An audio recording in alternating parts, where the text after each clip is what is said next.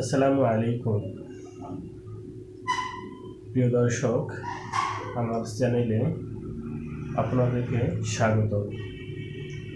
আজকে আমরা ব্লাড কালেকশনের একটি প্র্যাকটিক্যাল ভিডিও দেখব।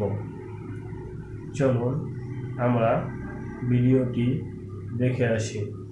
আমাদের কি কি ইকুইপমেন্টস লাগবে সেগুলো: surgical gloves, tourniquet, disposable syringe, blood collection tube, round bandage অথবা শুধু ব্যান্ডেজ, কটন এবং অ্যালকোহল প্যাডস। প্রথমে আমরা কোন হাত থেকে ব্লাড নিব সেই হাতটিকে সিলেক্ট করে রোগীর কনুই থেকে 2 আঙ্গুল উপরে টুর্নিকেট বেঁধে নিব। টুর্নিকেট বাঁধার পরে আমরা বেইনটিকে আবারও অনুভব করে দেখব। তারপর অ্যালকোহল প্যাডস নিয়ে চিহ্নিত স্থানটিকে ভালো করে চারপাশ পরিষ্কার করে নেব। খেয়াল রাখব পরিষ্কার করার সময় মাঝখান থেকে শুরু করে চারদিকে ঘুরিয়ে ঘুরিয়ে পরিষ্কার করতে হবে। পরিষ্কার করার পরে আমরা সিরিঞ্জটিকে প্যাকেট থেকে খুলে নেব এবং এর নিডেলটি টাইট করে নেব। তারপরে এর ভিতরে এয়ার থাকলে এয়ার বের করে সুন্দর করে এটাকে ফ্রি করব। তারপরে দেখব নিডেলটি মাথা সরু আছে কিনা। তারপরে আমরা বেইনটিকে টেনে ধরে নিডেলটিকে 10 থেকে 20 ডিগ্রি অ্যাঙ্গেলে ভিতরে ঢুকিয়ে দেব, অর্থাৎ বেইনকে পাঞ্চার করব।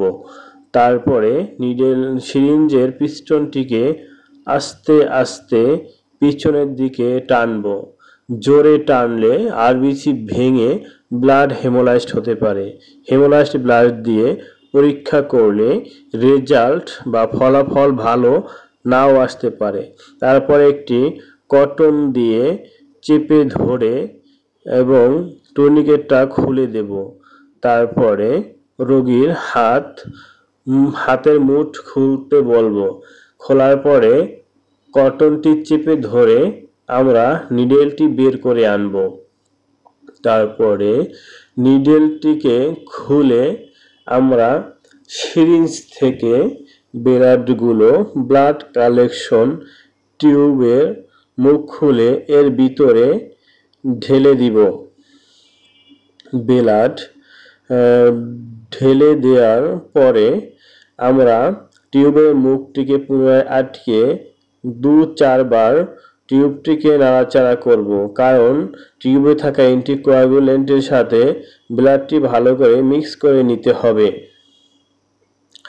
মিক্স করা হয়ে গেলে আমরা একটি ব্যান্ডেজ দিয়ে রোগীর পাঞ্চার করা জায়গাটি আটকিয়ে দেব, অর্থাৎ অন টাইম ব্যান্ডেজ রোগীর পাঞ্চার করা জায়গায় লাগিয়ে দেব।